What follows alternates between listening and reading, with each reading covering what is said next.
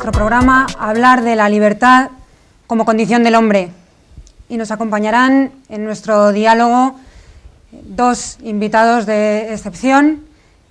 En primer lugar, don Jaime Mayor Oreja, que como todos ustedes saben es eurodiputado y vicepresidente del Partido Popular Europeo. Y bueno, que tendrá muchas cosas de las que hablar respecto a esta cuestión de la libertad. Y nos acompaña también don Jaime Urcelay, es jurista y presidente de la Asociación de Profesionales por la Ética, que en este momento está liderando una campaña importante en relación con la libertad de educación en España. Don Antonio, si quiere introducir el tema de hoy. Es muy grato hablar de esa realidad tan básica del hombre como es la libertad. Y máxime cuando se quiere vivir en libertad, cuando uno es apasionado por la libertad y defensor de la misma.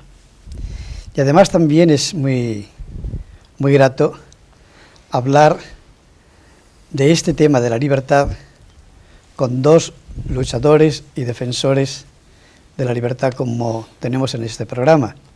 Los dos se llaman Jaime. Para mí, el tema de la libertad es una de las realidades a la que soy más sensible, que trae muchos sinsabores, pero que ciertamente sin la libertad no somos. Y no somos porque la libertad no solamente es un constitutivo de la persona humana, sino que es además como la expresión misma de la verdad del hombre. Jesús, el Señor, la plenitud del hombre, porque es Dios con nosotros, nos dijo aquella frase: la verdad os hará libres. Y creo que ahí está como la base de la realización del hombre en libertad. Porque además también esa verdad se realiza en el amor. No hay libertad sin amor, no hay libertad sin comunión, no hay libertad, consiguientemente, sin referencia a eso que somos, a lo que constituye el fundamento más propio del hombre, a donde está el bien del hombre, que no es una creación humana, que no es algo que nosotros nos inventamos en cualquier momento, sino que pertenece, pues, a esa verdad que nos es inherente. Sin embargo, hoy en día, la frase del Evangelio se ha pretendido transformarla. Y se ha pretendido transformarla con esa otra, de la libertad os hará verdaderos, como queriendo recoger ahí todo el espíritu de la modernidad. Es cierto que la modernidad se caracteriza por la libertad. Es cierto que la modernidad es emancipación. Es cierto que la modernidad quiere ser autonomía, pero cabe una autonomía indeterminada. Cabe una libertad sin la verdad. Cabe que el hombre pueda ser libre sin que haya una verdad en la que se asienta el hombre, una dignidad de la persona humana, unos derechos fundamentales que pertenecen al hombre por el hecho de ser hombre. La misma modernidad exige también esos derechos. La misma modernidad exige esa dignidad de la persona humana. Sin embargo, en esa frase que contradice a la del Evangelio, pues lo que hay detrás es un relativismo feroz. Y creo que este es el gran problema de nuestra época, el relativismo, el escepticismo, el pretender que no hay verdades absolutas. Es más, se piensa que afirmar la verdad absoluta, afirmar la verdad como algo que nos precede, que eso es dogmatismo, que eso es intransigencia, que eso lleva a la intolerancia, que eso conduce a la esclavitud de unos pocos. Pero ¿no es acaso lo que conduce a la esclavitud, no de unos pocos, sino de la mayoría, el relativismo? La falta de unos derechos humanos fundamentales que no son manejables por los poderes de turno, o por las corrientes de opinión, o por los intereses. Puede haber una sociedad libre, hecha de hombres libres, sin la verdad que conlleva esa dignidad de la persona humana. Son cuestiones que creo que es necesario que lo tengamos muy en cuenta, porque sin esa realidad de la verdad puede haber un Estado de Derecho, o el Estado de Derecho queda a merced sencillamente del consenso. Y no es que la verdad excluya el consenso, es más, reclama la comunión, pero la comunión en algo que es básico y fundamental para el hombre y para todo hombre, sea de la cultura que sea de la sociedad a la que pertenezca. En estos momentos hay grandes cuestiones en que el tema de la libertad pues se ve amenazado, en el que el tema de la verdad no se ve cumplido. Tenemos en España situaciones donde en una especie de libertad omnímoda, en una especie de libertad como la de los peces en la pecera, sin embargo, no somos libres. Los jóvenes son libres, o los jóvenes están dominados. La educación es libre, y no solamente porque haya una libertad de educación, sino se respeta esa libertad de educación y se hace a través de los sistemas educativos personas libres, asentadas sobre la verdad. Eso aparece, por ejemplo, en el tema de la convivencia, de educación para la convivencia, de educación ciudadana. Puede haber una convivencia también que reclama el respeto a las libertades sin que haya algo que es inamovible o que no es manejable por el propio hombre. Son cuestiones que dejo en este diálogo y que nuestros buenos amigos, don Jaime Mayor y don Jaime Urcelay, nos van a dar muchas luces sobre este tema. Bien, tal vez, don Antonio, me gustaría iniciar este diálogo con un aspecto que ha mencionado sobre la libertad como expresión de la verdad del hombre. ¿Cuál es ese fundamento? ¿Cuál es esa verdad del hombre? Tal vez nos pueden iluminar aquí un poco nuestros invitados, que hace que estructuremos, organicemos la sociedad de un modo diferente. ¿En qué se fundamenta esta verdad del hombre, esta dignidad humana, ¿no? ¿Y qué consecuencias tiene esto a la hora de organizar la sociedad? Bueno, yo no voy a poder mínimamente igualar lo que ha explicado don Antonio también. Yo lo que voy a tratar es de ejemplificar, explicar la realidad cotidiana de una persona que como yo está en la política activa, en este caso en el Parlamento Europeo, que evidentemente también sigo con especial interés los problemas de España. Primero hay que decir, lo ha dicho muy bien don Antonio, la libertad es un gran valor y es un valor tan importante que todos los regímenes sin libertad han sido eliminados hoy de la faz de lo que es nuestro mundo occidental, nuestro mundo cristiano. Los comunismos, las dictaduras, los totalitarios han desaparecido frente a lo que, por ejemplo, hoy significa la Unión Europea, es decir, un régimen asentado en la libertad. Ahora bien, el problema es que cuanto más libertad tiene una sociedad, deseable sin duda, tienen que estar más presentes las convicciones, los valores, los principios.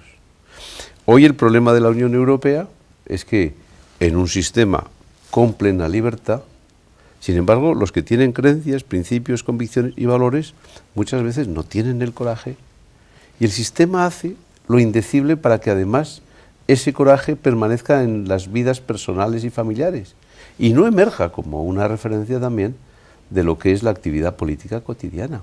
Hoy Europa adolece de coraje y de valor, especialmente de los políticos que nos denominamos cristianos. Hoy el agnóstico vive con más comodidad en cualquier institución europea que aquel que tiene unas convicciones, unas creencias, unos valores trascendentes. Y eso es un error de todos, pero especialmente nuestra. La actitud es lo que tiene que cambiar más en las próximas generaciones en la Unión Europea en ese sentido. Luego me gustaría volver sobre este tema para ver nuestras actitudes y la de pues, muchos de los espectadores que nos estarán oyendo, que a lo mejor qué nos animaría a hacer, qué nos animaría a decir. Pero antes, Jaime, sí, Efectivamente, yo creo que no es posible un acercamiento al tema de la libertad, que es evidentemente un factor constitutivo del ser humano, desde la neutralidad respecto a lo que es ese ser humano.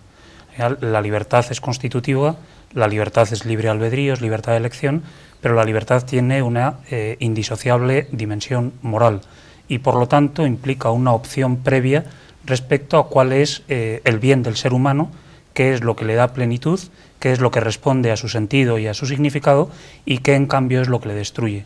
Por lo tanto, resulta, desde mi punto de vista, imposible sostener que cabe una aproximación y un tratamiento y una educación en la libertad si no somos capaces antes de contestar a las grandes verdades sobre el ser humano. ¿Qué es la persona? ¿Para qué existe? ¿Cuál es el significado de su vida? ¿En qué consiste la felicidad?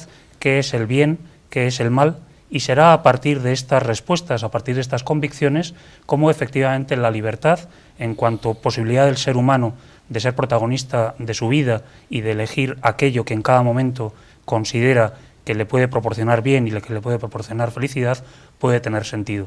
De ahí precisamente la grandísima equivocación que supone precisamente esta amenaza que citaba don Antonio de la educación para la ciudadanía, que supone todo un entendimiento de la libertad separado de la respuesta desde las convicciones hacia la realidad del ser humano, hacia su naturaleza, hacia su sentido trascendente.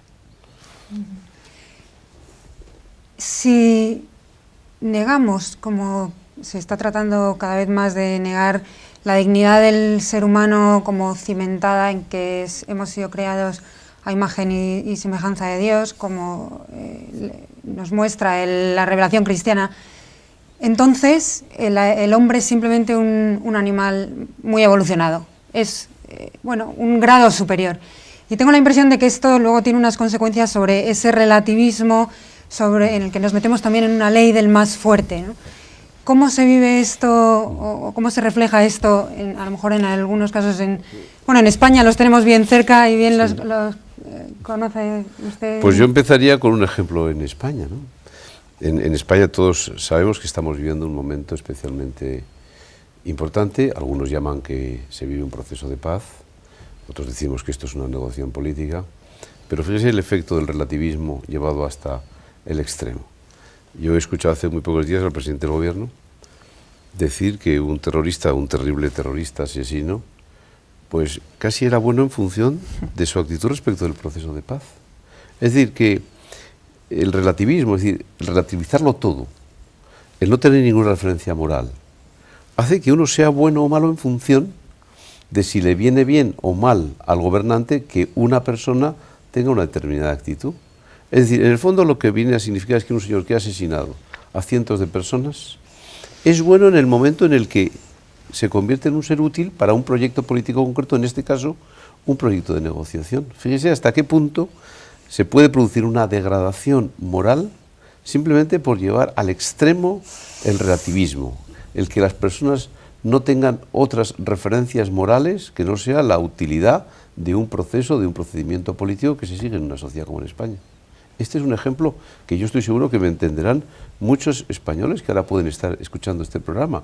Eso es un ejemplo de a lo que nos conduce el relativismo, el que no haya verdades, principios que sean algo más que lo que opine en un momento determinado una mayoría social. Fíjese también, en este sentido, el terrorista está justificado. Él ha creído que era un bien para él, o para la idea que defiende, o para el grupo en el que se halla, y llevar a cabo toda una serie de actos terroristas, incluso con la anulación del otro, con la violencia, con la muerte, con la extorsión, con todo lo que supone el terrorismo, y de alguna manera entonces queda justificado. Y no se considera ya que el terrorismo es intrínsecamente perverso, y que el terrorismo es por naturaleza violador de la libertad, y que por tanto nunca jamás puede ser justificado. O el tema del aborto. Dice, no, es que cada uno tiene derecho a su propio cuerpo. Y yo soy libre porque tengo derecho a mi cuerpo y ejerzo esa libertad. Entonces, también podemos decir que yo tengo derecho, porque así lo creo, porque me viene bien, el robar. Y nadie creo que entonces dirá que eso está bien. Y que he sido libre. Yo no he sido libre. La eliminación del otro nunca es libertad. El engaño nunca es libertad. El decir que se está en un proceso de paz cuando no ha habido una guerra, sino sencillamente unos crímenes de un mundo terrorista, pues es necesario que la sociedad se dé cuenta de esto. Porque entonces entramos en ese relativismo absoluto que justificaría la eliminación de un ser humano, que justificaría la negación de la libertad de todo un territorio, y esto me parece que es donde estamos. Pero claro, así se comprende que se puede decir la libertad nos hace verdaderos. Sí, y aquí podemos enlazar con también este aspecto de que si la verdad nos hace libres o la libertad nos hace verdaderos. Cuando falta esta concepción de la dignidad humana, cuando falta esta libertad, da la impresión de que también falta la verdad, ¿no? Tal vez estamos también ahora en un momento en el que se niega, bueno, o se vive, o se utiliza la mentira como una herramienta. Bueno, yo creo que la frase que es verdad es: la verdad nos hace y nos hará libres, que viene a significar el gran objetivo de la libertad, que es en el fondo profundizar en cada uno de nosotros, en lo que creemos de verdad, en nuestras raíces más profundas, y esa búsqueda de la verdad, esa es la que nos hace libres.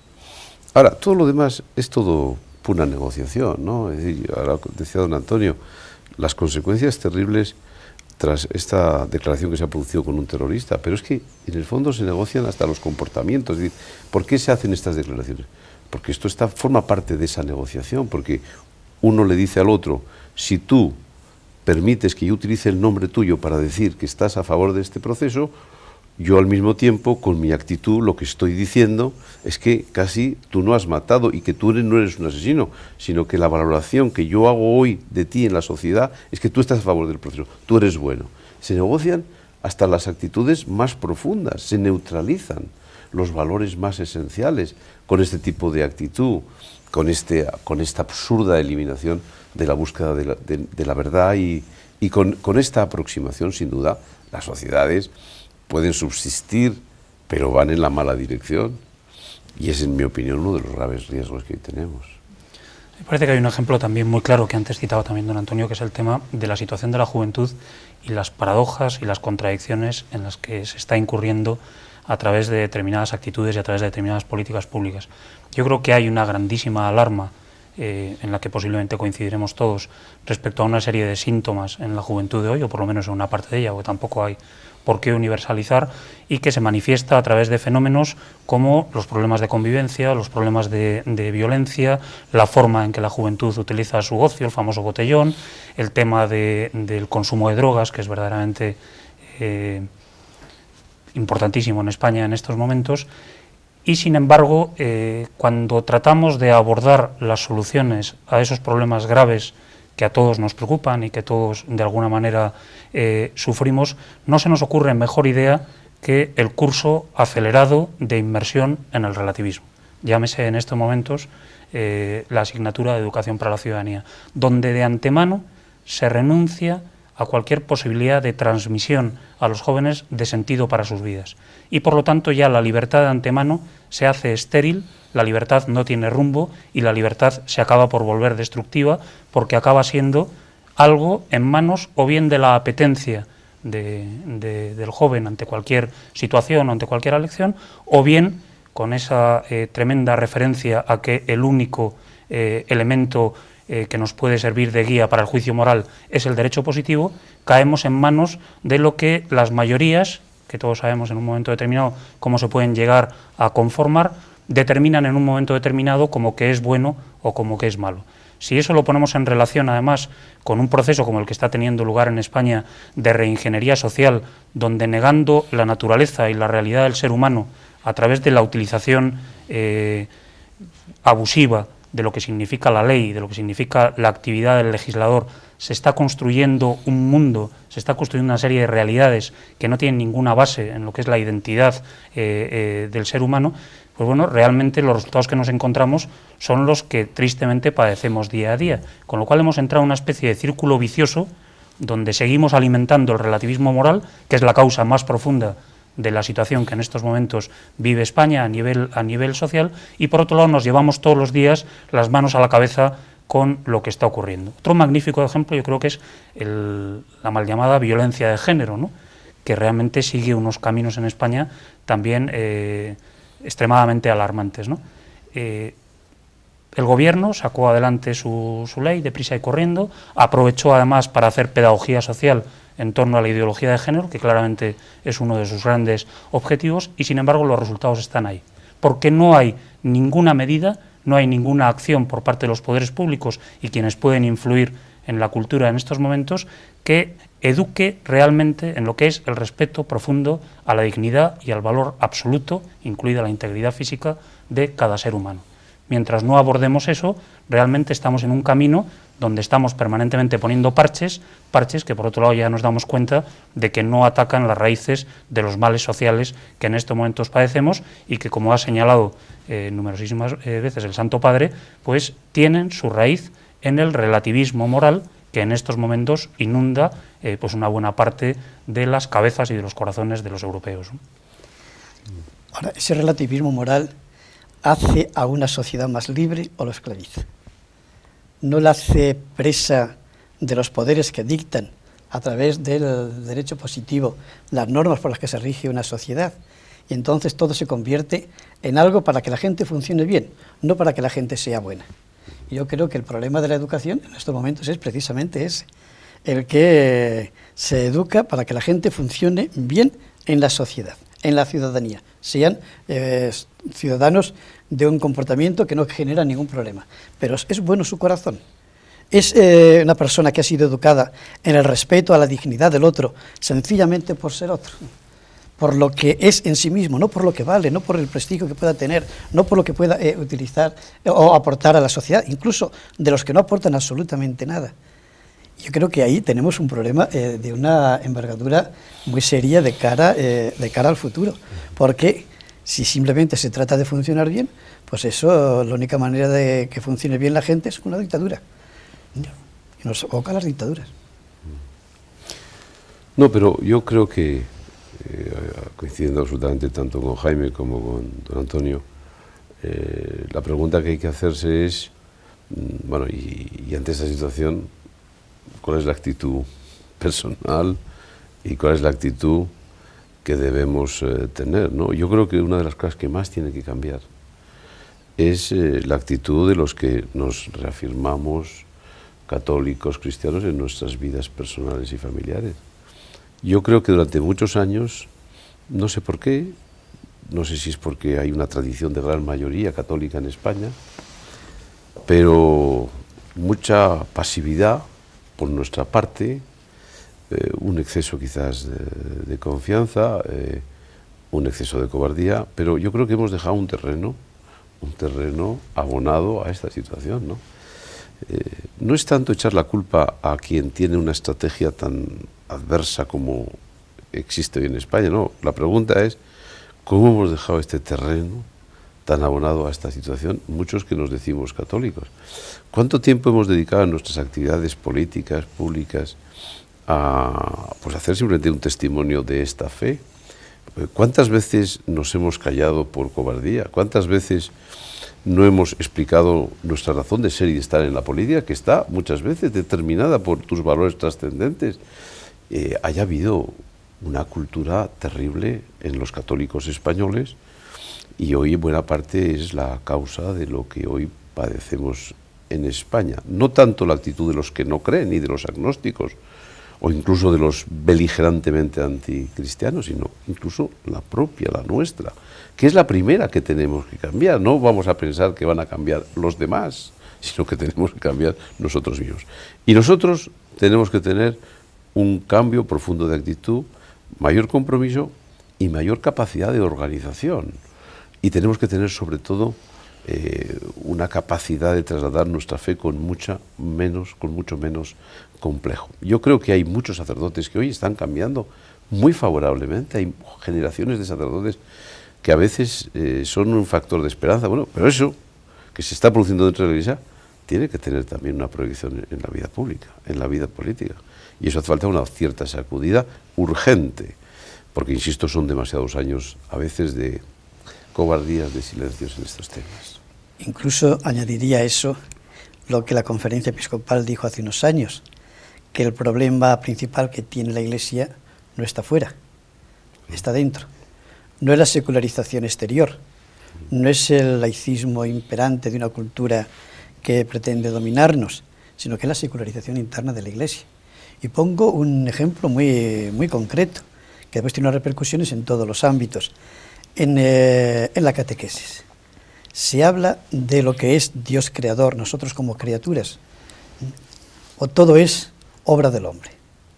Todo es lo que el hombre vaya resolviendo por sí mismo y, claro, si esa catequesis no se ha dado suficientemente, la dignidad de la persona humana, ¿dónde se sustenta? El testimonio a favor del hombre y de todo hombre, ¿dónde se sustenta? Si además también por influencia de las ideologías o por lo que sea, pero hemos tenido pudor a manifestar que Dios es Dios y que es el Señor de todo, y que eso no nos esclaviza, sino al contrario, que eso a nosotros nos afirma nuestra dignidad y nuestra grandeza, maravilla de ser hombre, pues entonces, claro, vendrá esa falta de compromiso posteriormente.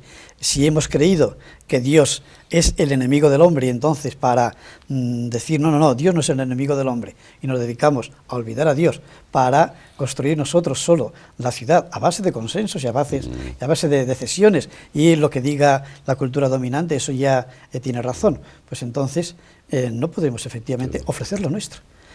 Y ofrecer lo nuestro, que no es intransigencia, que no es exclusión de nadie, pero que lo nuestro efectivamente es la respuesta al hombre, a la verdad del hombre, a la libertad del hombre, a una sociedad en convivencia, a una sociedad en paz. A mí me llama la atención cuando Juan 23, in pace in terris, pone los 4 pilares de la paz, dice libertad, justicia, verdad y amor. Y las 4 son necesarias para que haya paz en el mundo. Pero todo eso supone la afirmación de que el hombre es criatura de Dios, la afirmación de una identidad cristiana que no se diluye. Y sin embargo la hemos diluido porque hemos tenido un pudor, una vergüenza a que se piense de nosotros que somos intransigentes, que no estamos en la modernidad, etc. Es que yo creo, perdón, que es casi todo lo contrario. Es decir, cuanto más verdad eres capaz de defender en una idea, eres más transigente, esa es mi opinión. Es decir, que la verdad está unida a la caridad y a la transigencia. Una cosa es la transigencia y otra cosa es el no creer en nada, el relativismo al máximo. Yo recuerdo en el colegio en el que yo estaba en San Sebastián, sobre todo en los años 60, claro, cuando uno se iba a confesar, los sacerdotes, te podías confesar de cualquier cosa, pero al final nada tenía importancia. Yo recuerdo, nada, esto no pasa nada. Y yo alguna vez he pensado, voy a decir un día que acabo de matar a un profesor y me van a decir que no es importante nada. Eso era casi era una fórmula de catequesis que vivimos muchos jóvenes españoles en un momento determinado, ¿no? Eso es un disparate, porque yo creo que, vuelvo a decir, lo que hace falta es saber que has hecho bien las cosas, por mal las cosas, pero hace falta permanentemente un determinado grado de criterio. Pero yo siempre he creído que uno debe ser siempre transigente con los que no piensan como uno, y en cambio tenemos que ser mucho más intransigentes con nosotros mismos. En el terreno personal, desde luego, pero también con las personas que pensamos de una determinada manera. Tenemos que ser más intransigentes con ellos que con los que no piensan y no coinciden con nuestros valores. Y eso yo no llamo intransigencia, pero se entiende lo que quiero decir. Tenemos que ser mucho más exigentes con nosotros mismos y también con las asociaciones, instituciones que defienden los mismos valores que nosotros. Sí. A mí me da la impresión de que hemos caído, evidentemente como todos los fenómenos es complejo y que nos ha llevado a esta situación pues llevaría a bucear en muchos temas, ¿no? Pero me da la impresión de que los cristianos en España y en general en Europa hemos sido víctimas de algunas trampas que nos hemos creído, ¿no? Y una de ellas, o dos de ellas, son el famoso tema de que la fe es un asunto puramente íntimo, eso que tanto le gusta repetir a Rodríguez Zapatero y a su gobierno, un asunto no legislable, como dice él, y por otro lado el tema de la separación de la moral privada y la moral pública, como si de dos mundos completamente independientes se tratara. Esto que responde evidentemente a una concepción del mundo, de la moral, de la identidad religiosa del ser humano, muchos cristianos al final pues nos lo estamos creyendo y nos estamos dejando contagiar. Y realmente en estas dos afirmaciones se encierran dos grandísimas falsedades que además dificultan muchísimo el que la fe pueda efectivamente iluminar, como le corresponde, toda la realidad del ser humano, que es una realidad de vida en sociedad y de vida en comunidad. Y muchos cristianos nos hemos creído que efectivamente bastaba con que de una manera íntima viviéramos nuestra fe, y esto es privar a la fe de toda su fuerza, de toda su grandeza y de toda su capacidad transformadora de la vida de los seres humanos. Entonces creo que por ahí tendría que venir una cierta catequesis de los cristianos, que además debe llevar después también a ejercer sus derechos ciudadanos, a participar en la vida comunitaria desde su condición de cristianos, sin ningún complejo y sin ningún tipo de miedo en ese sentido, desde la seguridad de que con esa fe estamos iluminando la vida de la comunidad y estamos aportando significado a nuestros compatriotas y a la comunidad en su conjunto.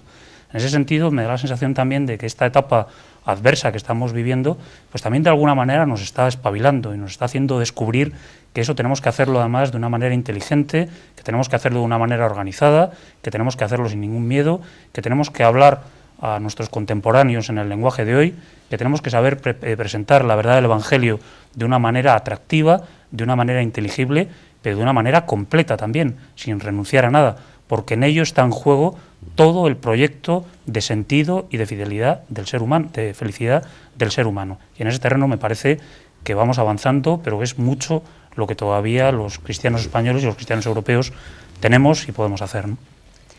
En este sentido me ha llamado la atención mucho las palabras que ha dicho el Papa en el encuentro nacional de la Iglesia en Italia, en Verona, que ha apelado a que se ponga la mirada en Jesucristo y que se dé testimonio de Jesucristo, de la verdad de Jesucristo, que es donde está también la verdad misma del hombre y sin ningún complejo. Yo veo que es una llamada la que estamos teniendo y también recojo lo que decían los dos Jaimes, ¿no? Que los cristianos en estos momentos no tenemos nada que ocultar, ni tenemos nada de que avergonzarnos, al contrario. Tenemos algo que ofrecer, no imponer a nadie, pero ofrecerlo sí. Porque ahí hay un futuro para el hombre. ¿O es que no hay un futuro para el hombre en el amor sin medida, que es Jesucristo? ¿O es que no hay un futuro para el hombre en un triunfo sobre la muerte? ¿O es que no hay un futuro para el hombre en el apostar por los últimos? ¿O es que no hay un futuro para el hombre en el perdón y en la reconciliación? ¿Es que no hay un futuro para el hombre en un hombre que no se acaba su existencia con el aquí y el ahora, en el presente en el que estamos viviendo? ¿Por qué vamos a ocultar esto? Si esto además, esto es revolucionario, más todavía. ¿Por qué vamos a ocultar el nombre de Dios y dejarlo, como hacía alusión Jaime Orcelay, a la vida privada, como se pretende que sea, cuando la verdadera revolución de la humanidad, lo dijo el Papa, nada menos que a los jóvenes, en Colonia el año pasado, la verdadera revolución de la humanidad está en la revolución de Dios. Dios que lo ha apostado todo por el hombre, Dios que se ha identificado por el hombre, Dios que es la fuente de la dignidad y de la grandeza de todo ser humano, prescindiendo de cualquier connotación que siempre será adjetiva o de cualificación, pero no sustantiva para el hombre. Y en estos momentos que vivimos esta sociedad vacía, nihilista, en el fondo, relativista, pues estamos haciendo una sociedad llena de escombros, y que es necesario que los cristianos, como un nuevo San Benito, pues nos pongamos a reconstruir. Empezando por nuestras propias casas respectivas. Por ejemplo, ¿qué sucede con los partidos de inspiración cristiana hoy en la Unión Europea? Incluso en nuestro partido, en España. Pues que de las tradiciones originarias, que pues, esencialmente son dos, lo que es la de inspiración cristiana y en consecuencia de ello la liberal, pues al final hay una tendencia creciente a que la liberal prevalezca sobre los principios que son generadores de la cultura occidental actual. Casi la obra, la consecuencia, que es la libertad, al final nos hace olvidar nuestras propias raíces. Eso ha pasado en la Constitución Europea.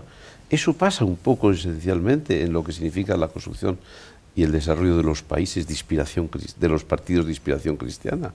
Que al final, casi la consecuencia, no digo lo anecdótico, porque la libertad y la consecuencia por ello de decirte liberal no puede ser una cosa meramente adjetiva, pero nos hace olvidar nuestra raíz más profunda, nuestros valores más trascendentes, y casi esa dinámica se está imponiendo hoy con exageración en España, como siempre, pero se suele estar imponiendo bastante en exceso en lo que es la Unión Europea. Por eso nuestras casas respectivas, cada uno en la que está, tiene que ser nuestro principal objetivo, porque si no te pierdes en lo que es el pesimismo general de la sociedad. Y esa es la mayor pérdida de tiempo, ser catastrofista en la sociedad en la que uno vive. No, uno tiene que empezar por su propia casa y evidentemente decir, bueno, cuál es el grado relevante de cambio de actitud que yo debo tener en mi propia particular casa. Me gustaría volver un poco a esto que ha comentado antes Jaime Urcelay, de la necesidad de una mayor vertebración social, participación social. Tengo la impresión de que en estos últimos años, y debido a los ataques a algunas de las convicciones más profundas de la sociedad cristiana en España y también en Europa, está habiendo realmente un despertar de esta conciencia social, de esta conciencia de participar en la vida pública. Y bueno, esto se ha visto en algunas grandes numerosísimas manifestaciones que ha habido en las calles de Madrid. No sé si esto está teniendo una repercusión también en nuestros políticos, si están empezando también a reflejar esa realidad social que ha salido a la luz de una manera, yo creo, particularmente importante estos años. Pero me gustaría conocer un poco sus opiniones al respecto, puesto que Jaime Urcelay viene ejerciendo un liderazgo social desde Profesionales por la Ética desde hace ya muchos años y ahora, en particular con este aspecto de la libertad de educación. ¿Cómo ve esta respuesta social? Sí, yo creo que estamos asistiendo en España en los 2 últimos años a un fenómeno extraordinariamente positivo e interesante, que es un cierto resurgimiento del papel de la sociedad civil en la vida pública. El entendimiento, que creo que es estrictamente necesario, de que la democracia no se agota ni en los partidos políticos ni en las elecciones al Parlamento o a las cámaras regionales de las comunidades autónomas o al municipio, sino que la democracia es algo que se debe vivir día a día y que exige la corresponsabilidad y que exige la participación de todos los ciudadanos, y no solamente de manera individual, de manera aislada, sino a través de las múltiples iniciativas que, como fruto precisamente de esa libertad, pueden existir en una sociedad comprometida con sus intereses y con su destino. En este sentido, me parece que un poco el devenir de la política española durante estos 2 últimos años ha provocado precisamente el que se haya dado este despertar, que ha tenido quizás sus expresiones más ruidosas o más visibles en las grandes manifestaciones que desde la subida al poder del gobierno socialista hemos visto en España, ya sea la que se convocó en junio para defender el tema de la familia frente a la pretensión de convertir en familia cualquier cosa, muy respetable desde otros puntos de vista, pero en ningún caso identificable con lo que significa la familia y su papel en la construcción, en la arquitectura social.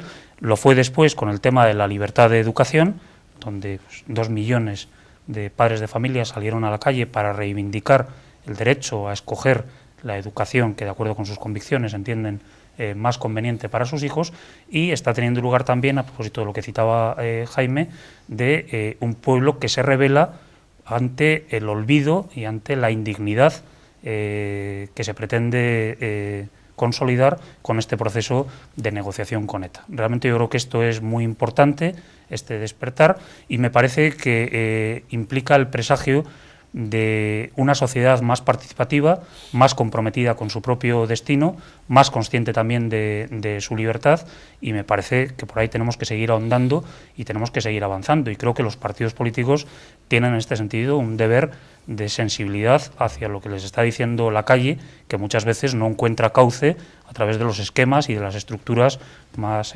convencionales de la vida de los partidos políticos.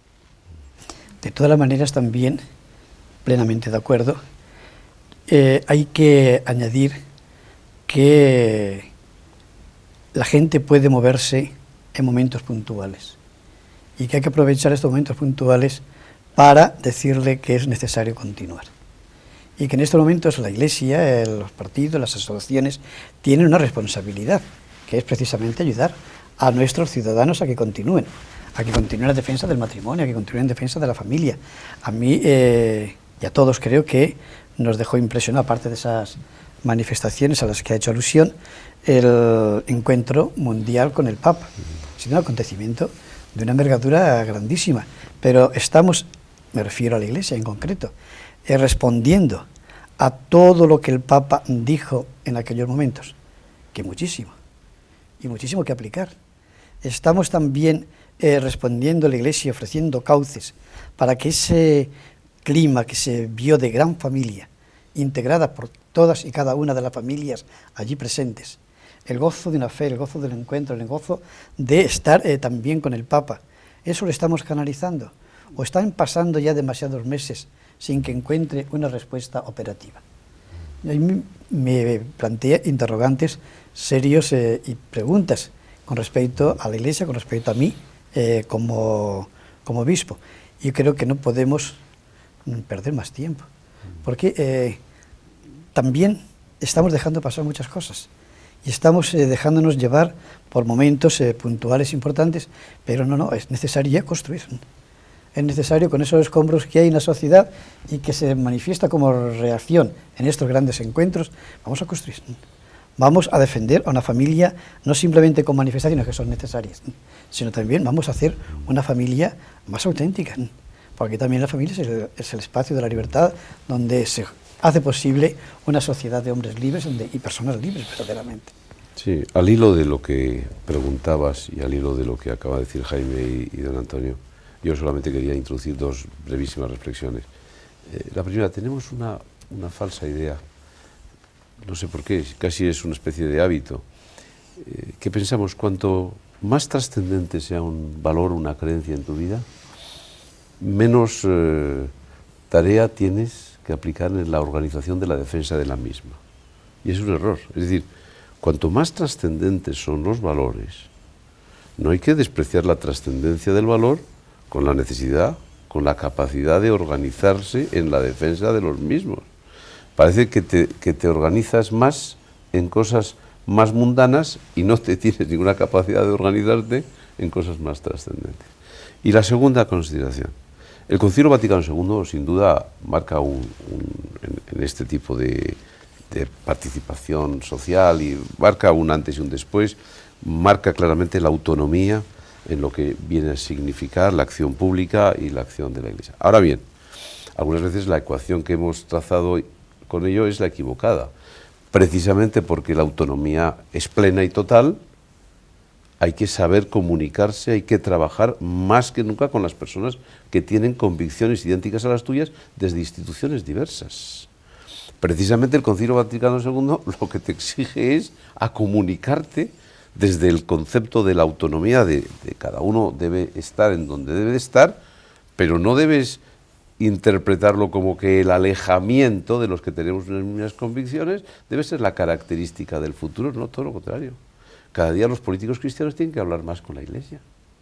Y cada día las asociaciones tienen que saber hablar con los partidos que defienden sus mismos valores. Es decir, la comunicación dentro del respeto, cada uno en donde está, tiene que ser mayor y creciente, porque si no, el desastre ya es total. Es decir, porque entonces ya no solamente es que antes no existía esa autonomía y que casi uno era un político que estaba al servicio de la Iglesia, pero eso se ha terminado. Pero en el momento que eso se termina, si encima nosotros nos comunicamos menos, hablamos menos entre nosotros, somos incapaces de organizar una acción conjunta, entonces ya evidentemente no hay ninguna esperanza en la defensa de unos determinados valores y convicciones. Y esas cosas yo creo que es lo que en mi opinión nos exige a decir, no, una rectificación tiene que producirse importante, porque estas cosas pasan en todos los sitios, pero especialmente en España. Esta situación no pasa en algunas otras entidades, sociedades, donde están más acostumbrados al activismo, a que son minoría. Y en España tenemos que cambiar sustancialmente esa mentalidad. Jaime, ¿por qué esa diferencia con Europa que llama la atención, ¿no? Cuando uno ve los grandes debates que tienen lugar en países que no son totalmente próximos, como es el caso de Italia, donde los católicos tienen además una presencia en la vida cultural y en la vida pública italiana tremendamente intensa y yo creo que valorada y de una grandísima libertad, donde se pueden expresar con muchísima fidelidad, etcétera. Y sin embargo en España vivimos esa sensación de decir que se puede expresar cualquier punto de vista, por extravagante que sea, menos precisamente el cristiano, que de antemano tiene que pedir perdón por decir que es cristiano. Muchas veces me he preguntado por qué se ha producido esa diferencia tan importante cuando realmente nos movemos en un espacio cultural pues muy homogéneo, ¿no? Pues bueno, Italia no es para mí ninguna referencia especialmente sólida en la política, a veces es una catástrofe, pero tienes razón completamente. Es decir, un alemán y un italiano a veces hacen referencias a su fe y lo hacen con la naturalidad máxima. Pero el español parece que, no sé si es por una tradición satánica que tenemos, pero nos da miedo que nos apunten con el dedo, ¿no? Yo creo que haya habido, como siempre en España, la exageración es, en mi opinión, un cáncer que tenemos los españoles. Y en ese terreno somos también exageradamente cobardes. Esa es mi opinión. Sin que yo piense que los otros modelos europeos sean modelos absolutamente envidiables, ¿no? Pero tienes razón, y probablemente yo creo que una vez más es la exageración de los españoles. A veces exageramos en una dirección y a veces exageramos en la otra. Y yo creo que esa incapacidad de poder hablar con normalidad de tus creencias, de Dios, de lo que significa algo que es absolutamente esencial en tu vida, pero que cuando llegue a la vida pública no se te ocurra hacer 2 comentarios seguidos de que tú participas de esas ideas. Bueno, eso es una exageración, eso es una cobardía. Eso es también fruto de una democracia que todavía necesita mucho más tiempo y mucho más rodaje en España. Me producía verdadero dolor leyendo estos días lo que está ocurriendo con el tema del escándalo de esta clínica de Barcelona, donde ha denunciado una televisión danesa que se practican abortos en mujeres con más de 7 meses de gestación, ¿no?